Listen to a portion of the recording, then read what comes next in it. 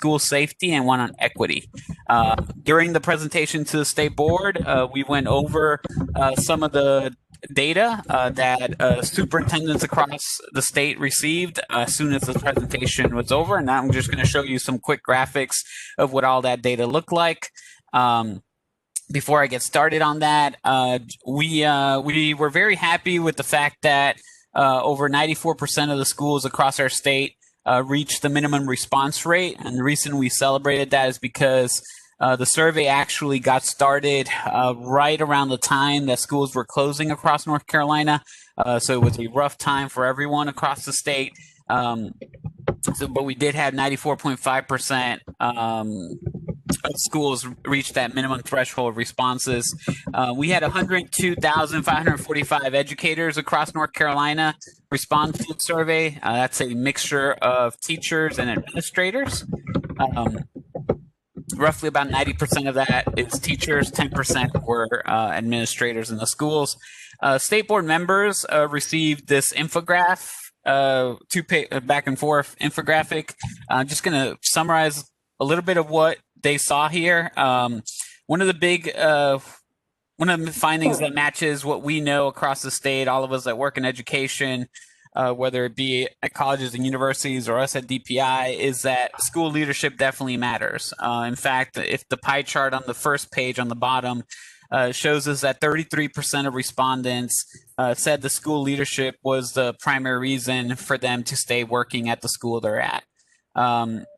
The other pieces here that we talked about with the state board was that we did notice that in the school safety side of the survey, which is brand new, so we couldn't compare to previous years, the number one reasons for bullying in our schools, according to teacher perception, remember this is all perception data, was race, cultural background, and ethnicity. Around 28%, 26%, 25% of teachers responded as that being the top reason for bullying in our schools. And then the last piece here that I want to point out was that in the equity section of the survey, about 70% of teachers across North Carolina agreed that school rules are applied equitably to all students. And I know 70% sounds like a huge number, but that also says that 30% disagree that school rules are applied equitably to all students, which is something we definitely need to work on across our state. The survey this time was conducted through this website, all the findings of the survey are found through this website, asknc.com. We used a new company this year. It was the Center for Optimized Learning Environments, abbreviated, the acronym is COLE. On the website, which is still available, you can find every single school across North Carolina and their data and how they responded. You can see individual item analysis that shows you the exact responses of every single question. You can see comparisons of that school looking back to 2016, 2018, and you can also see comparisons of the school district and state in terms of the questions and their agree analysis and their agreed percentages. Back in June, the first time we presented this information to the state board, we discussed how superintendents were receiving these spreadsheets. There's a screenshot here, which showed how their district compared to every district in their region with regards to the 8 constructs of the survey and the overall composite. And then every superintendent back in June also received the same type of heat map for all their schools in their district, so they can get a quick glance of how their schools responded with regards to each of the sections of the survey. Now, what are the resources that they received after this presentation on Thursday? There's lots of different data pieces that every superintendent received. And this also went out to BT coordinators across North Carolina, since there's a lot of beginning teacher data here as well, district BT coordinators. So part of the data files that they all received were these scatter plots. This is actually an example from Henderson County schools. Henderson County allowed us to show these publicly when we made the state board presentation. Every district received this for each of the constructs, so you can actually see where their schools landed in terms of change in 2 years from the 2018 version of the survey to the 2020 version of the survey. And again, they could see this for every construct. So if they actually had to have a conversation with a school to try to figure out what's going on there, they could see exactly where that school landed in terms of all their schools. The other piece of data that every district received was Ingersoll research data. Back in November of 2019, the State Board received a presentation on Ingersoll, on Dr. Ingersoll's work, and how he looked at 5 particular questions which he thought were extremely important in trying to figure out if the school is moving in the right direction. Now, when he shared that data with the State Board, we all learned that in terms of the school leadership side of the 5 questions, North Carolina schools do pretty good. Most faculty and staff have a shared vision. For the most part, standards are followed. And there's definitely that leadership factor. But then where we noticed weaker trends was on the side of teacher voice in decision making. So what we've done now is we've actually compiled this same chart that you see here for every district, so they can see how their schools rated in each of these 5 questions of the survey. So they can look especially at the right side here, the teacher voice side, which is, do teachers have a voice in the decision making of the school? Are teachers a big part of the school improvement planning process in the building? And we also showed how this is very noticeable in low performing districts across our state. You notice in this case, obviously we did not show which low performing district this was, but all 8 or 9 low performing districts in our state, we saw this pattern of red and orange when it came to the teacher voice side of making decisions. We also showed the State Board a comparison of our low performing schools across North Carolina, which according to our state definition, there are 488 of them, to all 2,200 other schools. And we showed the comparison amongst the constructs and the overall composite. We see clear differences when it comes to time in terms of teacher perception of them having enough time to do the work that they need to do. And then we also see the yellow in the managing student conduct side. And do they feel that they have enough support in that? There's also lower numbers in the community and family and community engagement section of the survey, the teacher leadership side, the school leadership side, and we clearly see the differences also in the equity and school safety side. We did the same comparison looking at our recurring low performing schools across our state, which are those schools that have been low performing for 2 of the past 3 years, with the non-recurring low performing, and pretty much the same observations apply with this chart. And then every district also received this new report, which is your stayers, movers, and leavers, and how they responded to questions in the survey. Stayers were those that that responded to the very beginning of the survey saying that they were planning on remaining at the school. Movers are those that were believing that they would be transitioning to another school in North Carolina, and leavers would be those that would be leaving the profession entirely. One of the other good pieces of the survey is that we also were able to provide districts with data regarding beginning teachers, new teachers in North Carolina, BT1, BT2, BT3. The Cole representative who gave the presentation, the researcher that gave the presentation to the State Board last week, spoke extremely positively about this data right here. She actually mentioned that out of all the states that they assist with a survey such as this, North Carolina had really high rates in terms of formally assigned a mentor, which is that blue column that you see there. Every region of the state basically was over 94% agreement that they had been assigned a mentor.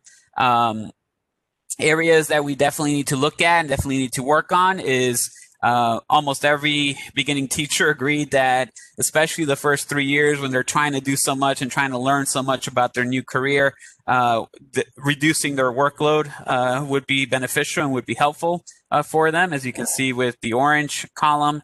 And then the other critical piece that was shown in the data was this need for formal one-on-one time during school hours with their mentor.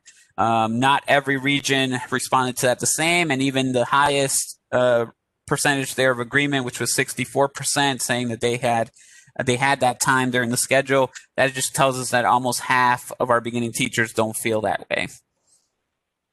The beginning teacher data is broken down into several different spreadsheets that were distributed out again to district leaders, which again just show us the explanation I just gave on the slide below regarding reducing the workload. Those are the low agreement numbers, and then the other information regarding having that time during the school day to work with the mentor. Other pieces of data that were distributed out on Thursday was a comparison between veteran and beginning teachers and how they responded. And districts are able to see this data from not only their district perspective, but they can also see it, compare it to their region and their state. Veteran teacher, for the sake of these charts, just means a teacher that has 4 or more years, or a teacher that's not a BT1, BT2, BT3. The new sides of the survey, as mentioned earlier, the safety side again, this is just a graphic that shows us that throughout the state, most regions, almost all teachers responded that they are aware of protocols and rules that are in place with regards to safety. We notice similar trends when it comes to physical conflicts among students, vandalism, student possession of weapons, saying that they rarely occur in schools.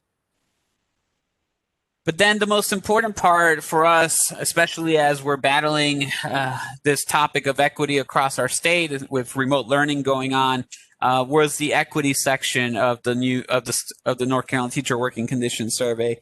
And again, those first two columns there are key. Those first two rows, sorry, are key. In terms of our teachers' perception of what's happening across North Carolina, matches sort of what we believe is happening, is that those school rules are not being applied equitably to all students.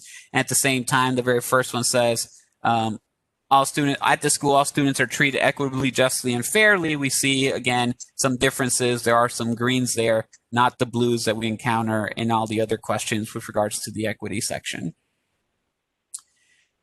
Probably the greatest accomplishment from one survey to the next, from 2018 to 2020, is that educators across North Carolina are saying that, yes, hunger is a problem for our students, but we're definitely trying to find creative ways to combat it. And I know that the State Board of Education, No Kid Hungry, there's been a lot of work done. Our nutrition department at DPI, there's been a lot of work done to battle this. Especially now with the pandemic that we're dealing with COVID, and we've noticed how important schools are to feed children across the state. And we noticed an 8% increase positively on this question from 2008 to 2020. Is hunger still a problem? Absolutely. And everyone agrees it is definitely still a problem across our state. But we are definitely working on finding creative ways to solve that problem. Again, just a quick summary. That's the website that we're using this year. It's asknc.com, asqnc.com. All district leaders should have received all these graphics for their particular district so they can start making school improvement decisions with this data. And then all we did at the end of the state board presentation is showcase who got the awards this year. As you know, with North Carolina Teacher Working Conditions Survey, we have several sponsors that provide funding to give these awards of who made to 100% first, who was the quickest to respond, and all of that. And you have all these graphics. You have the slides. I sent them to Dr. Evans so you can see exactly who won these nice, beautiful, big and sized checks. But that's all I have, unless anyone has any questions.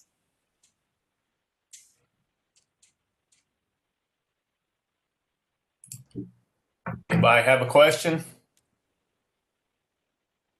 Thank you, Alessandro. Thank you, Dr. Miller. All right. And Dr. Evans, you're on deck. I am. So I just wanted to let everyone know that the 32 rules to be repealed went as action on first reading during the November State Board meeting, and they were unanimously approved to be repealed and have currently been sent to the RRC with the proper documentation to go through that process. And now Dr. Tomberlin, he will talk about advanced teaching roles. I will make you presenter, Dr. Tomberlin. All right.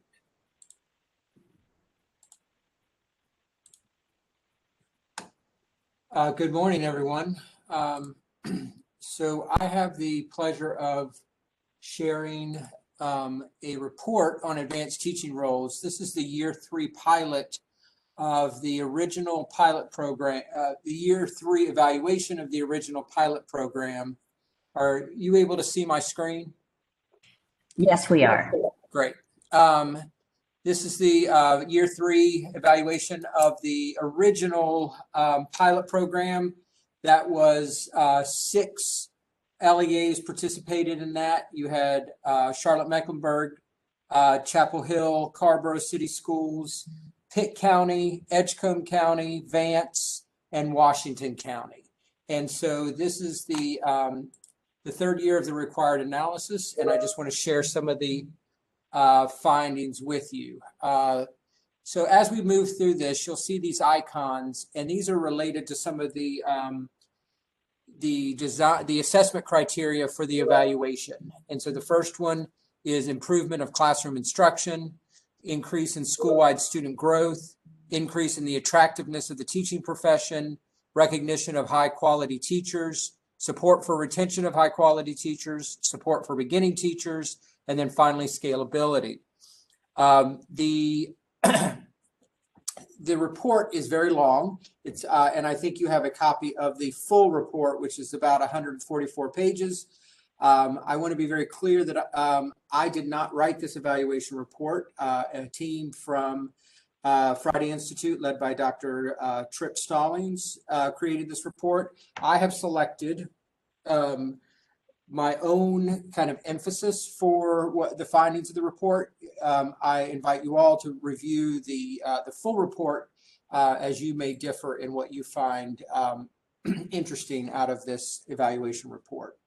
So first, the data sources. We used Impacted Educator survey, and this was data collected from the 6 participating LEAs. We looked at, we surveyed the advanced teachers in those districts, the educators directly impacted by this model, and school and LEA administrators. An educator preparation program survey where we surveyed teacher candidates in the EPPs as to their thoughts about career ladders for teachers. The teacher working conditions survey, which you just heard about. We used the 2016 and 18 school level teacher working data in this analysis, and interviews and focus groups, teachers, school and LEA administrators from the 6 districts, and then finally administrative data largely from DPI and the participating districts themselves. So the first question is, do advanced teaching roles improve the quality of classroom instruction? Year 3 surveys saw a greater participation among administrators this year, 66 in 2020 versus 23 in 2019. But with the same percentage, that is 83% of principals indicating that ATR did improve the quality of classroom instruction. Some of the administrators cited increased pedagogical prowess in the classroom as evidence of this, as well as teachers using data in their goal setting. The next item is, do advanced teaching roles and or related local salary supplements increase the attractiveness of the teaching profession? So teachers did indicate that additional compensation is important for them taking on additional roles. I'm getting text that it's hard to hear me. Is everybody able to hear me okay? I think we can all hear each other. It's just that the state board microphones were not working, and so they're working to fix that. All right. That additional compensation is important for teachers taking on these additional responsibilities. Teachers did express positive views of a career ladder within the teaching profession, and they felt it made it on par with other professions where advancement is possible. And I'm missing an H in that. Most teachers strongly agreed that supplemental pay was adequate, but that is down from 92% in year 2. And I think that's understandable given that as teachers grow more comfortable in these roles or have been doing these roles for an extended period of time, that they're finding that the demands are very high and maybe the supplemental pay wasn't as good as they initially thought given the workload. Greater number of teachers, 47% versus 19.5%, found the opportunity to support other teachers more important than salary differentials. And I think this is a really important finding from this evaluation, that teachers feel like the duty of upholding the standards of the profession and helping new teachers become better teachers is a much more important aspect of this program. So do the pilot programs provide recognition to high quality classroom teachers? In general, teachers thought that it did. There is, however, continued tension in the selection process between highly effective teachers and leadership skills. So in most of the cases of these pilot programs, the selection criteria focused on both effectiveness of the teacher and their leadership skills. Successful applicants for the advanced teaching roles did on average have higher EVOS scores, but they look very similar to the unselected teachers in terms of their leadership ratings. And so the question becomes, does the selection process, is it over-reliant on EVOS and kind of disregarding or not as putting as much emphasis on teacher leadership skills? Of course, both aspects of the candidate are important for being a successful advanced teacher. I am back in my class. Focus groups indicate that transparency in the selection process is improving in the selection of their advanced teaching roles. Do the pilot programs support retention of high quality classroom teachers? I want to be very clear here, as Alessandro mentioned earlier with the working conditions survey, this is perceptions of teachers. This is not actual mobility or attrition data. But of those surveyed, many teachers, that is 82%, believe that an advanced teaching position would increase the likelihood of remaining in the classroom. Dr. Tomberlin? Yes, ma'am. Your PowerPoint disappeared. Well, that's unfortunate. Let me see if I can get it back.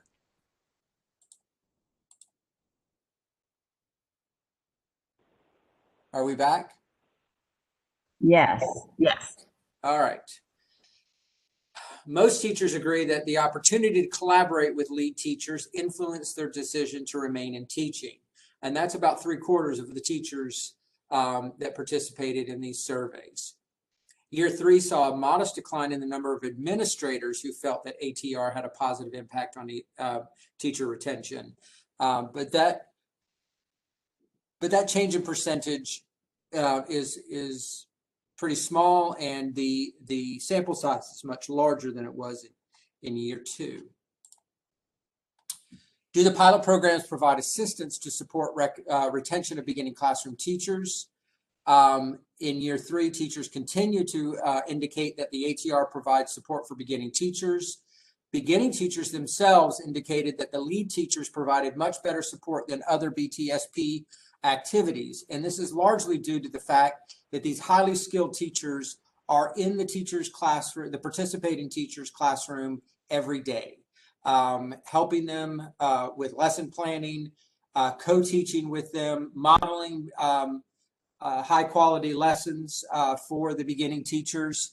And we know that from our mentors, although we do have a high assignment rate, as you saw from the teacher working conditions survey, the ability to meet with their mentor teachers in a job embedded capacity, having those mentor teachers in the classroom with them is very limited across the state. And beginning teachers are pointing to these advanced teachers as providing that opportunity. This effect, of course, is dependent on how the ATR model was implemented. As you know, there are many of our pilot programs adopted what we would call the opportunity culture model, where you have an advanced teacher in the classroom with their cooperating teachers on a daily basis.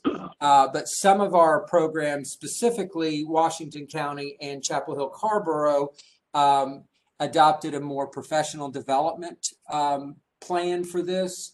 And that aspect was non-existent in those. And so that in those districts, that recognition or the support of the program for BTSPs was not as strongly articulated. Do the advanced teaching roles increase school-wide student performance? So part of the evaluation was to look at our advanced teaching role schools, and those are represented by blue in this chart. And then we had a set of match schools. So schools that were similar to those across the state that were similar to the advanced teaching role schools in terms of student demographics, teacher populations, et cetera, size of the school. And we looked at those match schools and how they did over the course of these 3 years. This is 2 years actually, in terms of their performance composite report scores as indicated on the school report card. This is without Chapel Hill Carborough and Washington County schools, because as I stated earlier, those programs did not have this kind of lead teacher in the classroom models that we're looking at to see if there was impact on student growth. And so this particular chart is without them. In the report, there is a chart that shows the inclusion of these schools, and you can the results are similar but a little less positive for the ATR schools. And what you see here on the left-hand side of this graph, there were schools, ATR schools, that experienced moderate negative growth, and you can see them in the negative 19.9 to negative 10 range of growth. Only 3% of the schools in ATR experienced this level of negative growth, but 4% for the match schools. And then you move to small negative growth, and you can see that the percentage of ATR schools here was smaller than it was for the match schools. And on the right-hand side, you start getting the positive growth, and you can see that 50% of the schools in ATR did experience small positive growth. That's 50% for the ATR compared to 43% for the match schools. Similar when we talk about moderate growth between the two schools, but in the 20 and higher, large positive growth for the school performance composite. You see that 8% of the ATR schools fell in this category, while only 4% of the match schools did. So program recommendations for scalability. So the evaluation focused on some recommendations for how to make these programs scalable for LEAs as they consider moving into program participation. And one of the first is to require LEA proposals to reflect clearly both their local needs as well as statewide lessons that have been learned from this evaluation. Did someone say something? Do I need to pause? Okay. Provide recurring supplemental implementation funding. So this is an important feature of what we saw for the pilot programs, both in 2016 and 2018. We did provide startup funds in the first year that could be accessed by the district as a planning grant. That seems to have positive effect on successful implementation. Unfortunately, the 2020 RFP did not allow for that initial startup grant, and we hope that it does not have a negative impact on the implementation. Identify and provide options for LEAs to receive third-party or state technical support. That, of course, is part of the current RFP process. LEAs are free to choose from a number of statewide providers, third-party providers, to assist them in the development of their plans. And then finally, allow LEAs adequate time for both planning and program maturation. This is addressed in the shift from the pilot, which was a 3-year pilot, to a 5-year program. LEAs that are accepted into the program have 5 years to maintain their program. Of course, the funding will remain at the 3-year cycle, but they are identified as program participants for up to 5 years before they have to renew. So here's some closing thoughts of the author and a comment from one of the advanced teaching roles. I won't read this to you, but I think it encapsulates the energy that is felt with the LEAs that are participating in this project or in this program, and the positive outcomes in terms of teacher perceptions that are in as are part of this program. And I'll stop now for any questions or comments you might have.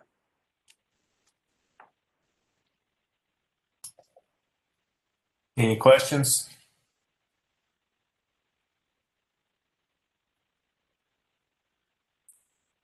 Hearing none. Thank you, Dr. Tomberlin. Dr. Socks. Good morning. Are you able to hear me? Yes. Dr. Socks, you are now presenter. Thank you. So I am hopeful that you can see the screen that says Principal Standards Revision Progress Update. Yes, we can. Excellent. So at the board meeting, we shared a progress update on the Principal Standards Revision process. Most of that update was similar information to what this commission received in March when I came and did a face-to-face presentation. If you recall, that actually was the week that the governor was closing things down. The goal would have been to present to the state board shortly thereafter. Of course, with all the changes in the school year, that state board presentation was delayed. As a result, this most recent board presentation, really what the greatest portion of it matched what you received in March. However, there has been some progress in this standards revision process. So what I will present to you today will do a quick review of the pieces that are redundant so that I can emphasize those pieces that will be new to this commission. So you are aware that we've established this partnership to have this think tank that's going to be working on revising these standards. This commission is aware that the alignment was being done to align to both the educator, the preparation standards for principals, as well as the national standards for principals. You also are aware that before the group started their work, they established a statement of purpose for why we need standards to guide the work of school level leaders, and that purpose is the foundation for the work that they did. The other important piece of information was that the standards that we use to evaluate teachers in all areas must support 2 specific functions. One of which is formative, which we call supervision, which is the process of providing assistance and support to refine and improve teaching or leadership practice in education. We typically call that coaching. And then ultimately, the thing that we talk about the most, which is evaluation, which is the process of collecting and reviewing the evidence of practice so that at the end of the year, a summative rating for each of the elements in the standards can be provided. You also heard in March about the alignment efforts that took place in 2 phases. There was a broad language alignment that was done. It's what I've referred to on this screen as a high altitude alignment. And it was followed up by a deep dive alignment where the members of the think tank committee that are working on this really spent an entire day looking at the specific expectations of the NELP and the PEPSC standards and looking to see where they aligned with North Carolina standards. And from that work, it was revealed that North Carolina's principal standards as they currently stand have a gap in the areas of equity and ethics. And so from that alignment, then the group made some decisions about how they would approach the revision. And so the decisions that they made were to think about the 3 big parts of our principal evaluation process, which are content, what do you look for, context, when and where do you look, and then finally the cognitive type or the levels of the performance expectation. So what this committee decided their approach would be to refine and align the content so that we could bring it up to and bring in those concepts that were missing. which would involve taking ethics and combining that with micropolitical leadership, and then finally adding equity to become standard 8. The recognition was, as we're working on the language of alignment of both the elements and the rubric itself, it's important for the expectations of principals to also speak and make direct connections to how that school leadership drives and supports student outcomes. The committee was pretty consistent in their belief that we need to do everything we can to preserve the context, the process that the principal and their evaluators go through to have the meeting at the beginning of the year, agree on the artifacts and the things that will be collected and how they interact throughout the year, and then finally, ultimately, the consolidated performance assessment and how that gets reviewed. That has a solid, strong history of about 10 years in North Carolina. It is pretty well embedded in practice, and this committee felt that trying to preserve that context but improve it where we can needed to be a priority.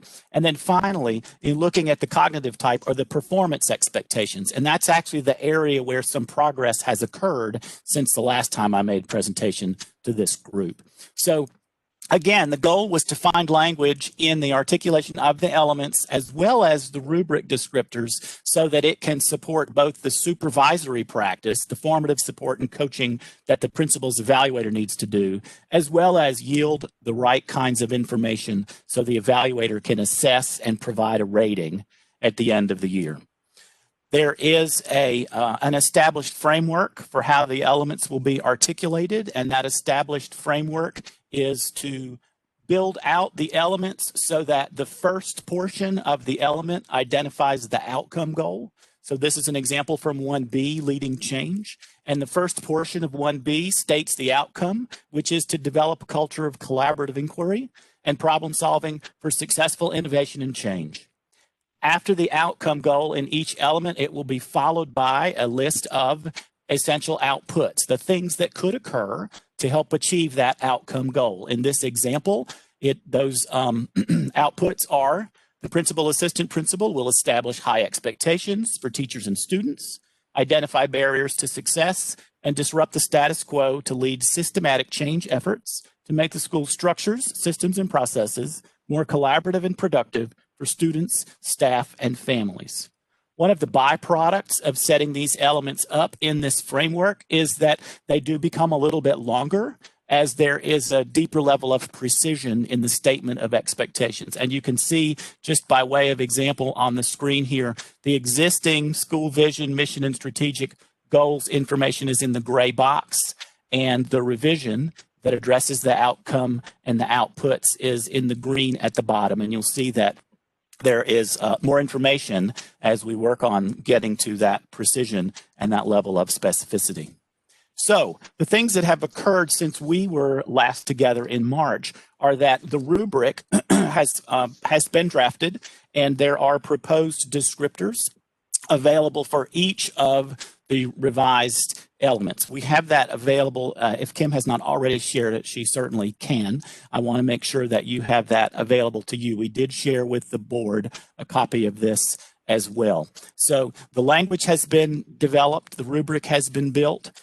You received a presentation in March. The state board received that presentation at their most recent meeting, and then you're getting the updates, the pieces that the board got that you did not get back in March. And we do have a group that has agreed to begin providing some feedback in December.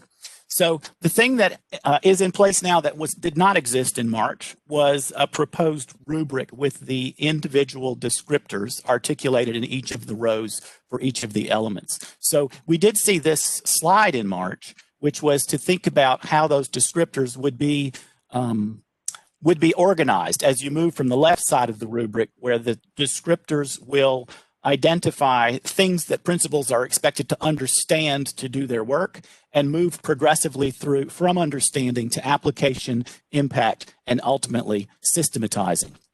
What this looks like, if you look at the rubric and the descriptors, the proposed descriptors that are now in the rubric, are the things that are on the left side of the rubric really address conceptual understanding. And as that rubric moves to the right, that conceptual understanding is slowly replaced or what becomes more important is the practical application of those skills as the rubric and the expectations and the requirements for evaluation move from understanding to application to how that understanding and application is making a difference or impacting what's happening in the school. And then ultimately the highest level of performance for a principal would be the degree to which they are systematizing those practices within the building itself.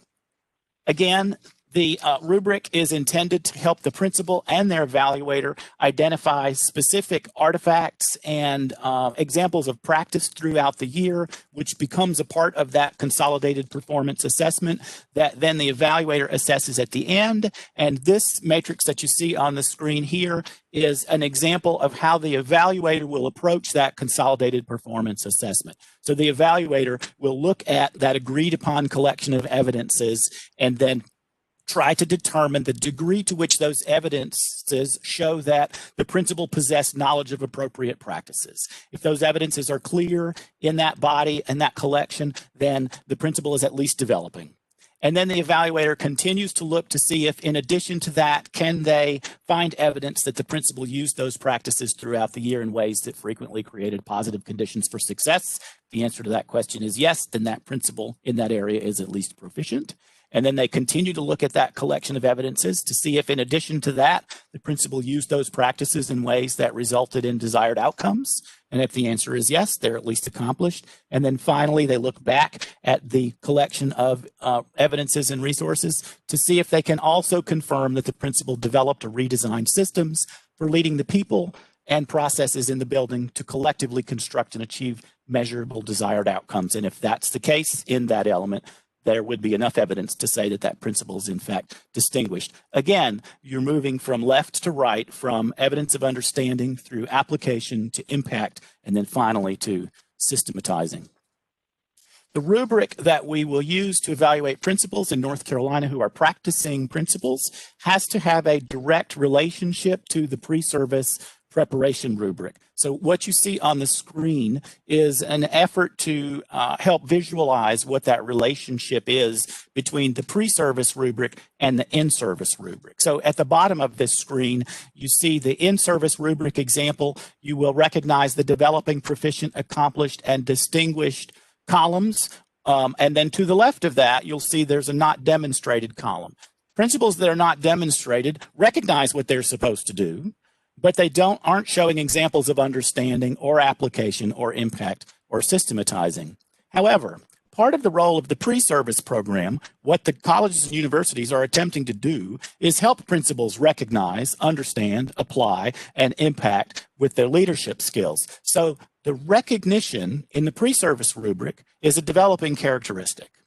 Understanding in the pre-service rubric is a proficient characteristic.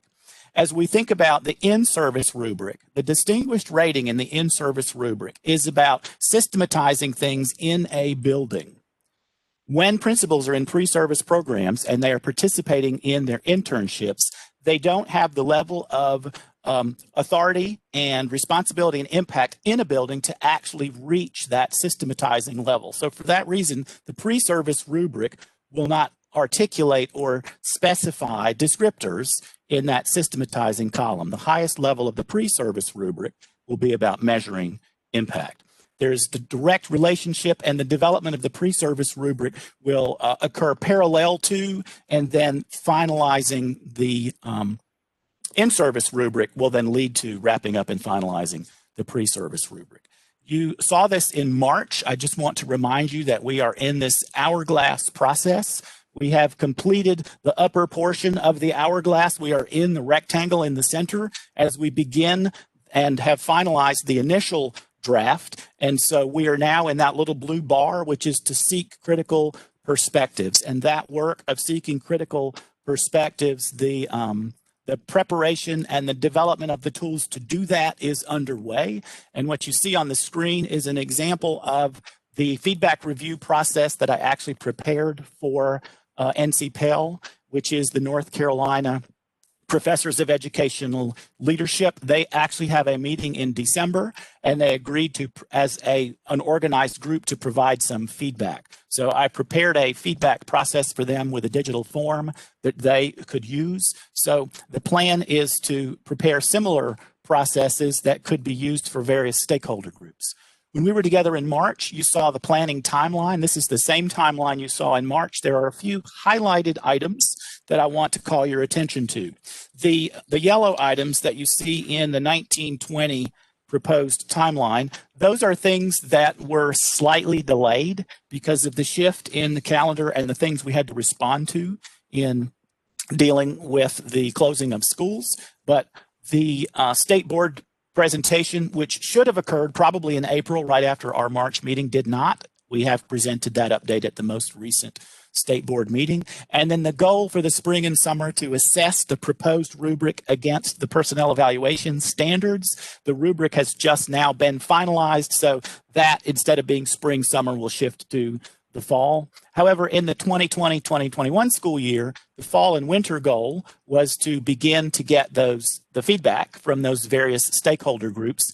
And most of that work will begin in January. As you can imagine, our need to social distance requires that we find some alternative ways to engage groups in providing feedback. So having ways that they can do that in a digital format. I am working with some local districts to find some local staff members who could help facilitate some review and provide that feedback. But again, highlighted in green is just to let you know that the very first set of that feedback will be happening in December. And I do have a significant amount of interest among human resources directors. When we presented the board updates to them on Friday, they were very interested in thinking about and figuring out how to engage human resources director as a group to provide that feedback. So I'm optimistic that relatively early in the new year, we should have possibly multiple opportunities to get those human resources voices. And I probably will need to network through some of those HR directors to see if I can get some direct contact with some school administrators and superintendents. And a couple of human resources directors have reached out to me directly to try to facilitate some of those things. So I'm excited that even though we're having to deal with unique ways of getting this feedback, I feel confident we're going to be able to access those groups. The other portions of the timeline are still on track for the things that I shared with you back in March. I also shared with the board that the timing of this was really good because the Leandro report and the WestEd recommendations actually specifies that there should be a priority to update our principal preparation and licensure requirements, and specifically to align our standards and expectations with the NELP standards. And that work is underway and was actually underway before the WestEd recommendations were developed. So the other thing I presented to the board or shared with them is some future considerations. As we think about that, and I mentioned to you already, the pre-service rubric alignment needs to happen parallel, and then we can wrap up those things that need to be added to that as we are developing the in-service rubric. There may be some implications for licensure and policy, and Dr. Evans and Dr. Tomberlin and I will continue to stay in close communication around that. We will ultimately need to identify some districts and sites who are willing to pilot so that we can get feedback from actual pilot implementation. We will need to add this new rubric to the online tool. My hope is that in piloting it, those pilot districts will be able to actually use the electronic tool to perform that pilot. And then districts and universities are going to need support in managing that transition. So one of the things we'll have to figure out is, what does that support look like with the capacity that is available at the agency to provide that support. So that it concludes. It's an overview of what I presented to the board, and I'll just pause now and see what questions I can answer for the group. So, Robert, this is Glenda Jones. Yes. Thank you for that presentation. I just wanted to comment on your last comments there with regards to input from the field. I did put in the chat box. Excellent. The personnel administrators of North Carolina does have a very active HR organization, and Right. we are currently soliciting input from each region so that we can offer some dates to you so that you can get input from HR administrators in the field. Perfect. The same organization will then work with the individual HR folks so that you can get input from principal groups, because what we'd want to be able to do, I know as a district, an individual HR administrator, we'd want to make sure that we're recommending administrators, principals to you that represent the district's perspective, right? Our mission and vision with regards to evaluating principals. We wouldn't necessarily want you all to just select people that might not necessarily be the ones that should be providing the input. But thank you for this. Sure. And one of the things, I think I made some comments, and a lot of folks along the way have had to acknowledge the degree to which our shift in school calendars in response to COVID has created challenges. But I actually think it creates some real significant opportunity for collecting feedback. If we were in an old model where DPI staff and others were traveling throughout the state and engaging focus groups face to face, we probably would have a model where we had a smaller amount of feedback. But by working to develop digital methods for collecting feedback, we actually can create a scenario where I can work with those organizations, like Glenda mentioned, to get some focused feedback that I might actually facilitate to collect. But then those very same tools could be provided back out to those HR directors so that more local kinds of meetings could occur. And in using those same tools, that collected feedback can become a part of the larger selection and collection of feedback that we have available to influence any adjustments that we might make to these. So I actually think preparing to do this digitally, because we can't do the face-to-face, will probably create the ability to get a greater amount of feedback from a broader array of voices. So thanks for that, Glenda. I really appreciate it. I'm looking forward to working with your group.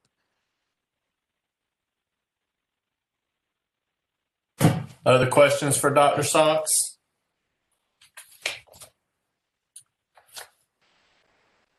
Hearing none, thank you, Mr. Montanari, Dr. Tomberlin, Dr. Socks, and Dr. Evans for the updates this morning.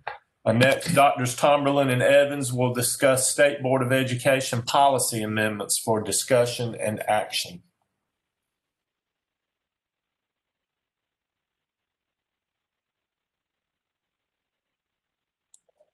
Kim, are you going to do this, or you need me to? You were going to share about audiology, and I was going to fill in the other part. Okay. So the first issue that we have is, so audiology programs no longer offer a master's degree. It is now only a doctorate degree past the baccalaureate level. So we have had to change policy here to reflect that shift. And this is also connected to a state law that has been on the books for quite a while that somehow has escaped our attention. And so effective as of July 1st of this year, applicants for North Carolina audiology license must hold a doctorate degree in audiology from a regionally accredited college or university.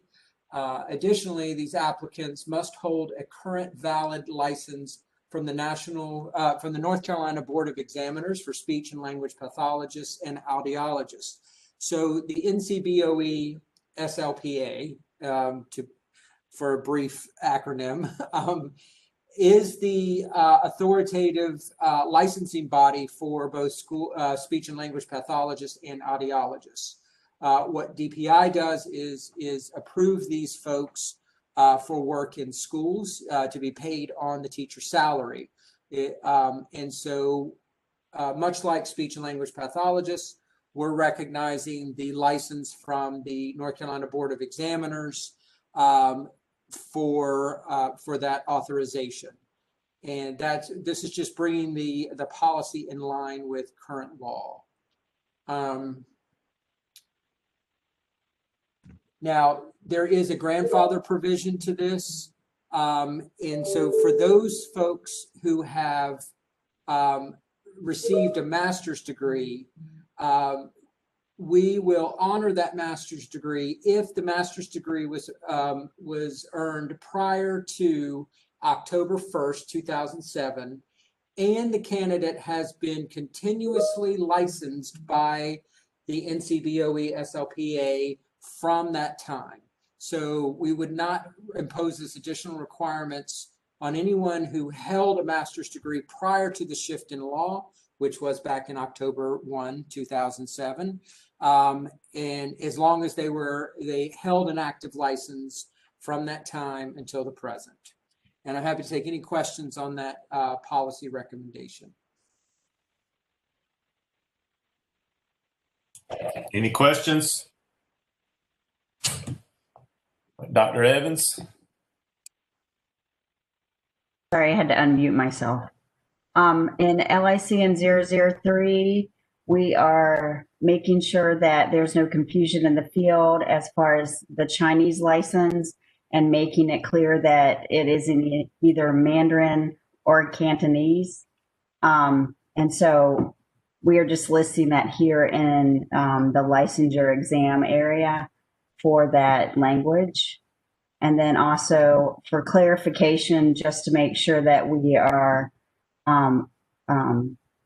aligned with statute, because it says first year of employment and pass before or during the second year of employment. We wanted to correct that and put the first year of the license and pass before or during the third year of the license to align with statute. In addition, we have TCED 008, and what we are taking out of there is to align with statute as well, because an EPP that has a revoked status is not allowed to admit students to its program any longer, and therefore this cannot be part of the policy, and so we had to remove that. And so it only made sense to also remove, they can no longer admit students for North Carolina licensure at the end of 2 years, because they would not be able to do that according to statute. And then there's also eval 024. We also removed from number 6 the requirement for Ed TPA and PPAT, because these are requirements, if you go back to the top, these are requirements for EPPs. And so number 6 has in there, all student teachers shall meet passing scores and mastery criteria to be determined by the State Board of Education. This sentence right here implies that this assessment must be done during student teaching. And since it is treated like a licensure exam, all teachers would be able to have that 3-year period of their license to complete this pedagogy assessment. And so we wanted to take that sentence out to avoid any confusion. And that's the last of the policy amendments. If there are any questions. Any questions? I do want to add for Dr. Tomberlin, for the ideology, that there will need to be a rule as a result of LICN 005. This piece about submitting a current active license in the respective fields about renewal, there will need to be a rule that accompanies this, but that is being worked on at this point. Okay. So hearing no questions, do I have a motion to approve the policy amendments to LICN 005, TCED 008, LICN 001, LICN 003, and eval 024 to be sent to the State Board for discussion in December 2020? This is Glenda, so moved. Thanks, Glenda. We have a motion. Do we have a second? Second, Wesley Wood. Thanks, Wesley. Have a motion and a second to approve the policy amendments to the policies I just mentioned. Is there any further discussion? Hearing none, those in favor of approval, please say aye. Aye. Any opposed? Motion carries. Thank you, Drs. Tomberlin and Evans. I don't think that is going to be. Now, Dr. Tomberlin will follow up about residency license programs for specific licensure areas.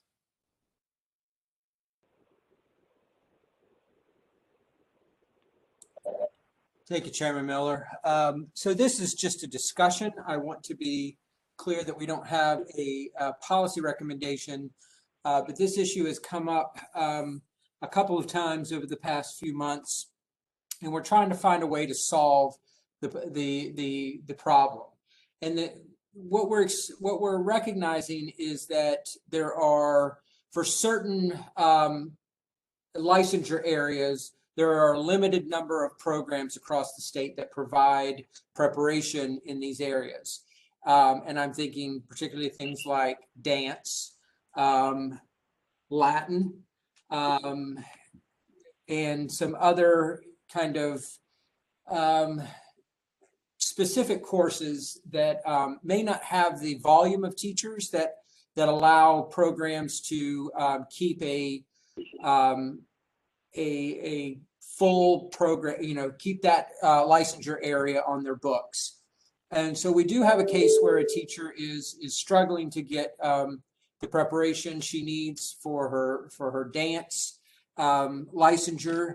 And of course, that doesn't have the two programs in the state that offer this don't have an online program that she can avail herself of, and they're quite distant from her. So we wanted to try to think of ways that we could solve this problem. And one of the solutions that we're trying to come up with is where the programs exist, those EPPs might work in partnership with the EPP that's proximal to the candidate. And so working together, the proximal EPP that doesn't have the program could work with an established program for transcript review, just to make sure that the candidate has sufficient number of has the sufficient number of content hours in that field or in that licensure area, and then partnering with that EPP to provide the pedagogy, even though they don't have an official program. And so that was all EPPs have methods courses and pedagogy instruction, which could serve to support these less commonly taught areas that may have an issue with spread across the state of reaching all the potential candidates. And so I wanted to just kind of open this up for discussion with the EPPs, how they feel about this idea, or if they have other ideas on how to solve this problem for teachers that are seeking less common licensure.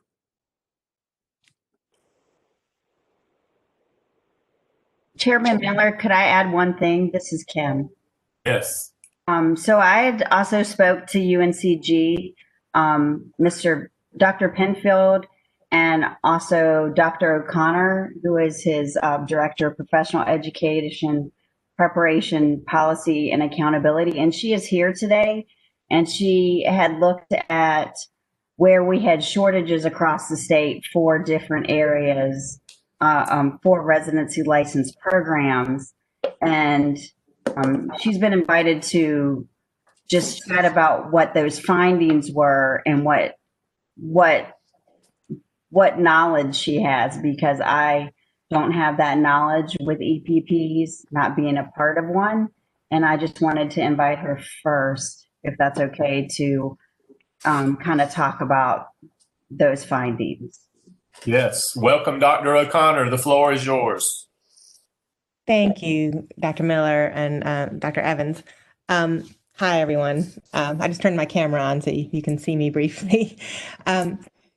So what I noticed in the list of programs that Kim shared with Dean Penfield was that I guess it was a list of licensure areas that had been flagged as having low coverage in terms of residency pathways. And what I noticed is that many of those licensure areas are specific licensure areas which are covered by a broader licensure area. For example, special education general curriculum in North Carolina, there exists a K-6 licensure for that.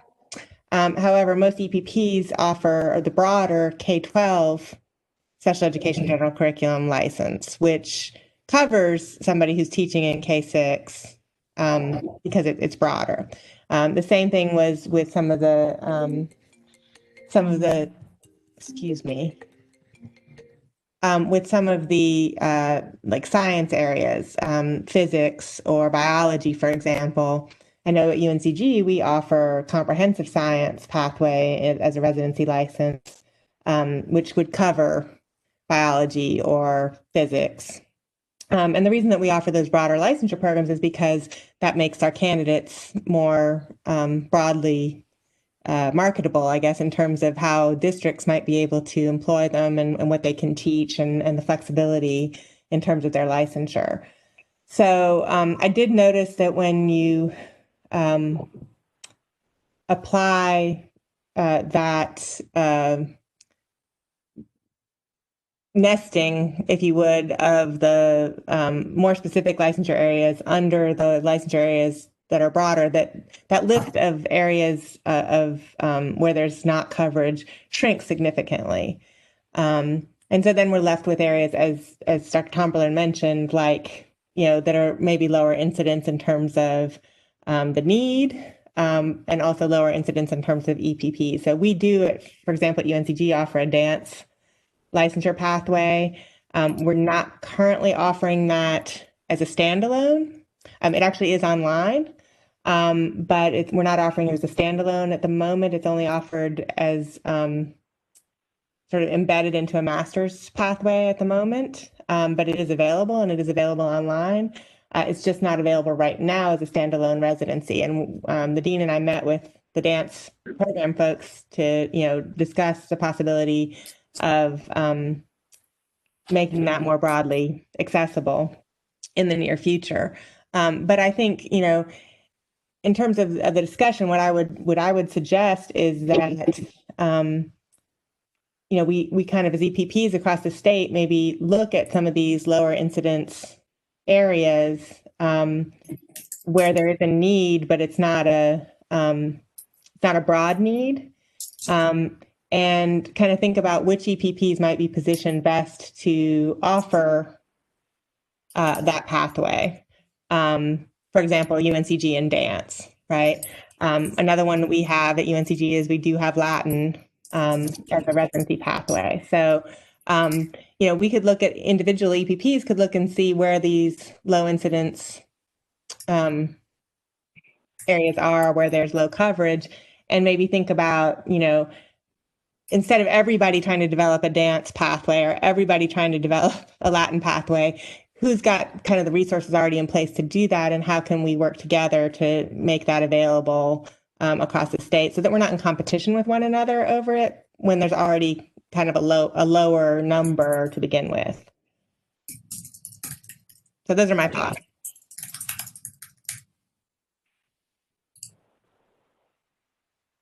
Thank you.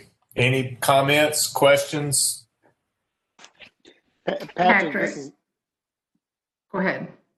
this is Van. I generally agree with the recommendation that the EPPs look at that list for consideration. Can you distribute the list? Can I distribute the list of coverage? Well, the list of program areas that Christina just talked about. It's not on the meeting site, I don't think. All right, Dr. Evans, can we get that list and distribute it to PEPSC members? Yes. Okay. Other comments? This is Tom, just real quick. I think the struggle for us here is that this may be a very small and isolated problem, But from the state perspective, we can't, I mean, we just don't feel like for even one teacher that's seeking a pathway to licensure, we can't say, oh, I'm sorry, we just don't have a solution for you. And so I know, as Dr. O'Connor will indicate, that there are relatively few areas where this coverage is not possible across, all areas of the state. But even those small numbers, we have to have a solution for those teachers who come in seeking licensure in their chosen area. I just think it's not acceptable for us to say, we're so sorry, but you don't have a solution.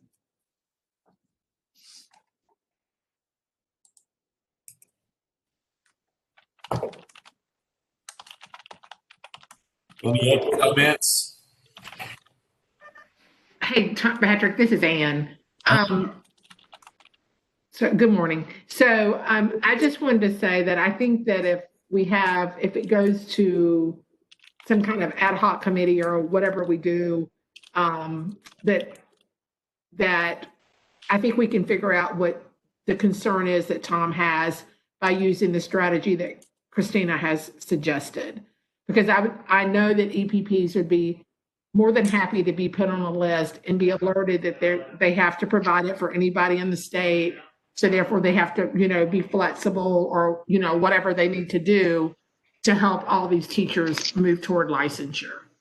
So I'd like to suggest that we create some kind of process and strategy to do that.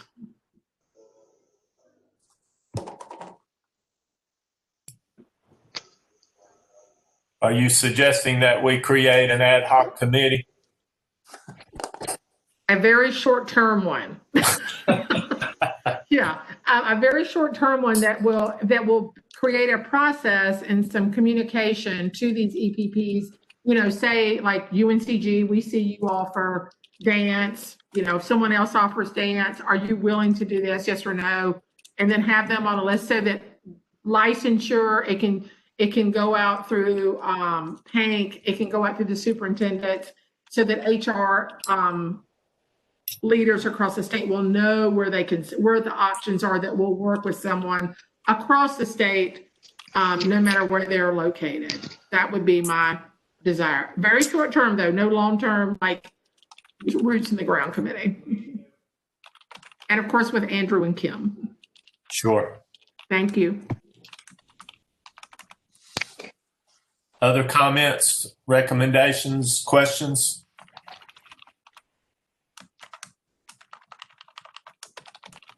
Hearing none. Somebody say something? All right, well, we're going to roll into the final part of our meeting. I thank you, commission members, advisors, and staff for your preparation for today's discussions. I remind commission members that our next monthly meeting will be held on Thursday, December 10th from 9 to 12. We have now completed our meeting, and unless there's additional business at this time, I ask for a motion to adjourn. They said Glenda so moved. Thank you, Glenda. Do we have a second? Connie second. Thank you, Connie. We have a motion and a second to adjourn. All in favor of adjournment, please say aye. Aye. Thank you. We are adjourned. Thank you, everyone.